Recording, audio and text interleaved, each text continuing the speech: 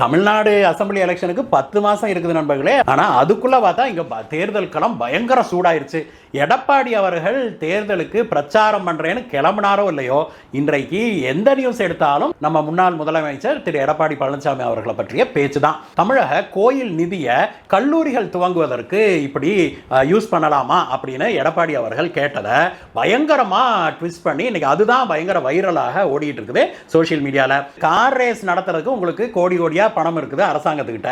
கடல்ல கொண்டு போய் பேனா வைக்கிறதுக்கு, பேனா சிலை வைக்கிறதுக்கு உங்களுக்கு காசு இருக்குது, கல்லூரி கட்டுறதுக்கு மட்டும் காசு இல்லையா அப்படின்னு அவர் கேட்டிருக்கிறாரு. நியாயமான கேள்விதானே நண்பர்களே. இப்பொழுது இந்து கோயில்களுடைய கண்ட்ரோலை இந்து அறநிலையத்துறை கையில் வச்சிருக்குன்னு வச்சுக்கோமே. அதனால கோயில்களுக்கு வர்ற பணத்தை எல்லாம் எடுத்துக்கிறீங்க, ஏன் வேறு மதத்தினருக்கு கூட இந்த பணத்துல இருந்து நீங்க கொடுக்குறீங்க அப்படிங்கிறதெல்லாம் எட்டவெளிச்சமா எல்லாத்துக்கும் தெரியும்.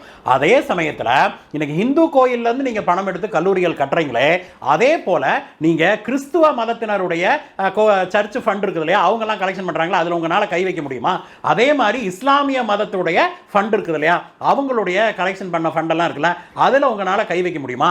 அந்த பணத்தை எடுத்து நீங்க கல்லூரி ஆரம்பிக்க முடியுமா அப்படிங்கிற கேள்வியை தான் இன்றைக்கு தமிழக மக்கள் எல்லாருமே கேட்கிறாங்க.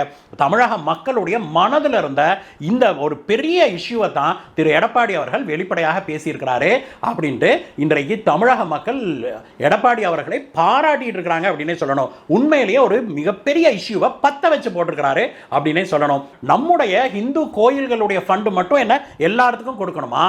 ஏன் மற்ற மதத்தினருக்கெல்லாம் ஃபண்ட் இல்லையா? அவங்கெல்லாம் வந்து பொது காரியத்துக்கு இப்படி அரசாங்கத்துக்கு கொடுக்க மாட்டாங்களா அப்படிங்கிற கேள்வி எழுது நண்பர்களே. நியாயம் தானே. தமிழக அரசும் இந்து கோயில்களுடைய ஃபண்ட் எடுத்து கல்லூரிகள் ஆரம்பிப்பதை யாரும் இங்க எதிர்க்கவில்லை. ஆனா எடப்பாடி அவர்கள் சொல்றது போல உங்க